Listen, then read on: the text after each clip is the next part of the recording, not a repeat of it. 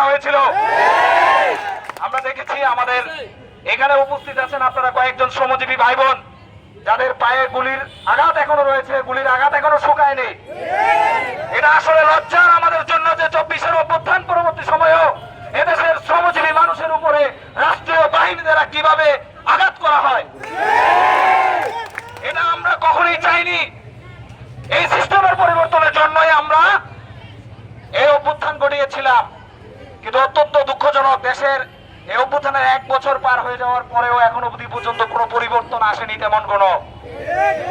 আমরা অনতিবিলম্বে শ্রম দপ্তরের সাথে যারা জড়িত আছেন, শ্রম দপ্তর তথা বিজিএমএ, বিকেএমএ সহ আরো যে সকল সংশ্লিষ্ট কর্তৃপক্ষ যারা আছেন, তারা অতি দ্রুত এই গার্মেন্টস শিল্পকে বাঁচিয়ে রাখার জন্য, যদি শ্রমিক বেঁচে থাকে তাহলে গার্মেন্টস শিল্প বেঁচে থাকবে।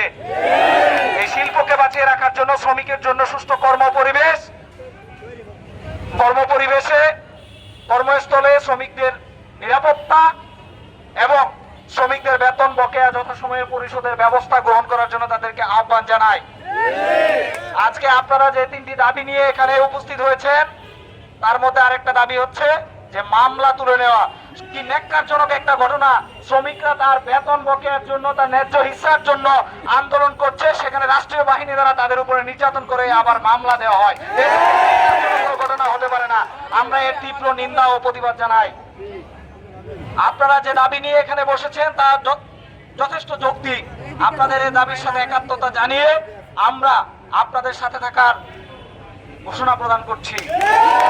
আপনাদের এই দাবি বাস্তবায়নের জন্য আপনারা যে সকল কার্যকরী ভূমিকা পালন করবেন যৌক্তিকভাবে, তার সাথে আমরা থাকব। আমি এখানে প্রশাসনের বাইরেও উপস্থিত আছেন, আমি ওনাদেরকে উদ্দেশ্য করে বলবো, ওনারাও আপনাদের পাশে থাকবেন। রাষ্ট্রের নাগরিক তথা আমাদের শ্রমজীবী মানুষ তথা সকল আপামর জনসাধারণের নিরাপত্তা দেওয়ার দায়িত্বটাই ওনাদের।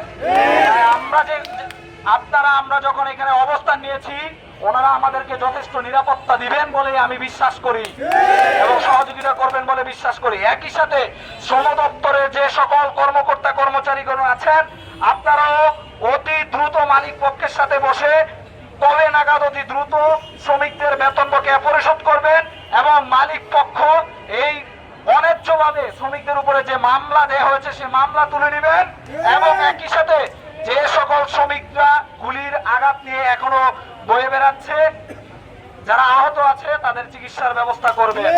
আমরা আগামীকালকের মধ্যে এর বাস্তবায়ন দেখতে চাই। এই আগামীকালকের মধ্যে এর বাস্তবায়ন না দেখলে, আমরা এই দাবিগুলোর সমাধানের কোনো যথাযথ পদক্ষেপ না দেখলে, আমরা এই শ্রমজীবী ভাই বোনদেরকে নিয়ে কঠোর পদক্ষেপ নিতে বাধ্য হব। ধন্যবাদ সবাইকে। এখন